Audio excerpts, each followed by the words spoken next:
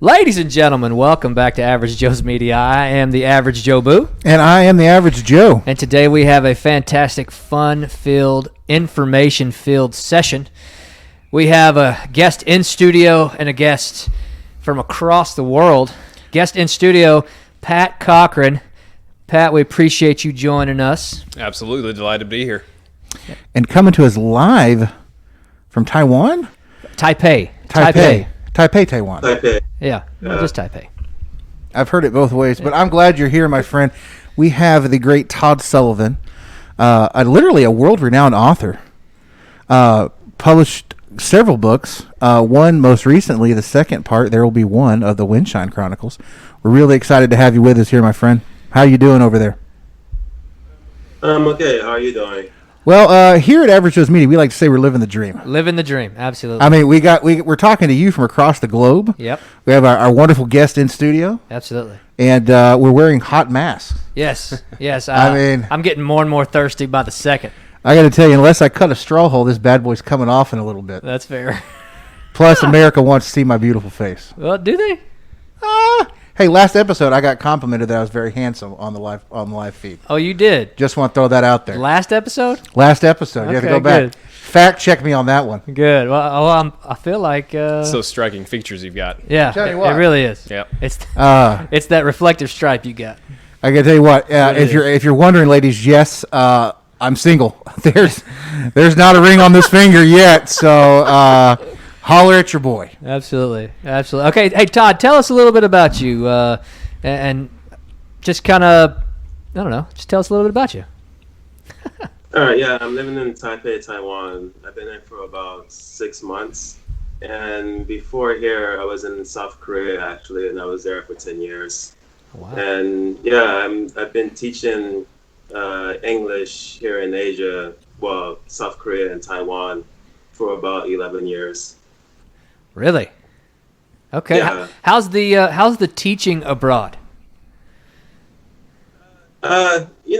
I think it's more interesting than teaching back home. Like I graduated with a master's in writing, and like if you do that, you're not gonna do much more besides teaching. So I had an option of either teaching in America or teaching somewhere else, and I was aiming for Japan, but South Korea was hiring, so that's why I ended up going. When I went to South Korea, I only planned on being there for like probably a year or two. Okay. But then 10 years passed and I was still there. Well, we were, brushing up on all the great stuff that is you, my friend, and we were reading a little bit where you're a practitioner of sword fighting, martial arts, along with a couple other disciplines. Yeah, before, when I was living in America, I did fencing for about 6 years. Okay. And then when I went to Korea, fencing isn't very popular there, but there's this martial arts called Kendo. And that's really popular in this part of the world. So I started doing that. And yeah, I did that for like 9 years in Korea. Well, I got to Nice. tell you, I don't think it might not be nearly as regimented but here in the States, whenever you come back home, they're kind of adopting fencing / sword fighting martial arts, but they're doing it in the way of lightsabers. Oh yes, lightsaber. We grew up fighting. with somebody who's pretty big in the game in Yes. Florida. It looks a lot of fun. lightsaber wars. Yes. Yeah, It's a absolutely. very powerful discipline with the Force. It really is.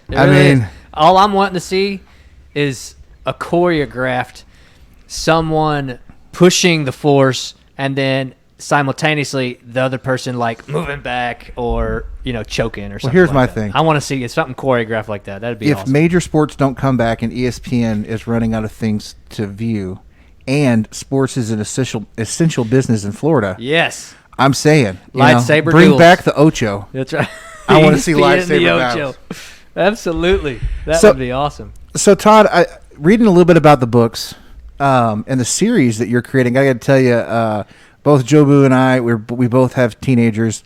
We're still young at heart and enjoy a good, teen saga. Just recently was doing the Divergent series and Hunger Games with my daughter, actually. And so what drew you to writing in this genre? For the fantasy one, it does go more towards YA, young adults. and it was supposed to just be it's supposed to be what it takes to accomplish some kind of really big goal. Like that's basically what Quest is, trying to accomplish something really big and try and stand out. And so that's what drew me. I've been trying to become more successful in writing over the years, like starting from a very young age up until currently. And I just used the metaphor of a quest in order to kind of capture that whole experience. And so that's what drew me to the Windshine Chronicles. Okay. Okay. Well, I got to tell you, man, just reading some excerpts, man, I think definitely we're gonna look at downloading a couple copies off of Amazon, which I believe both books are there. So if you guys are curious about it, go check them out. Get you a copy downloaded on Amazon. Me and Joe Boo, we are constantly talking about starting a book club. So this might just have to be book number 1 and number 2. I'm telling Kelly about it. That's all I'm saying. If you're listening, Kelly. And as we transition, Pat, we appreciate you coming in studio. Pat, tell us a little bit about you. Yeah, so I appreciate the opportunity to be on here with you guys today. Absolutely. You know, I'm here because you guys know my wife. Yes. And the way I like to talk about myself is I have a pre-Emily phase and then a post-Emily phase. Yes. Before the pre-Emily phase, that part of my life, I was in the United States military. I was an Army officer, spent 10 years active, and then 2 in the National Guard. She hated the National Guard, which I don't blame her for.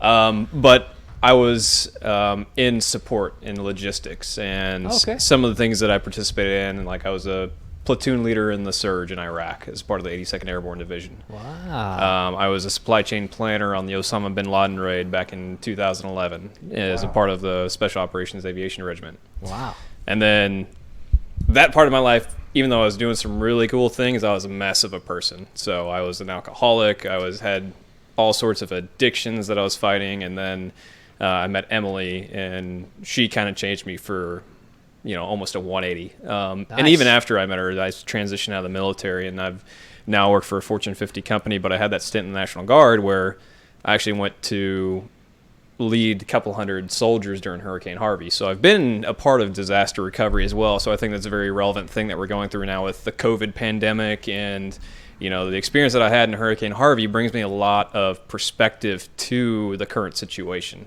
Yeah. So it's been an interesting, wild ride that I've had, and like I said, Emily changed it all when I met her back in 2013, and it's been an amazing ride, that's for sure. Well, good. Well, we said it before the show, but we'll say it again on air, man. Thank you so much for your service. Yeah, absolutely. Thank you.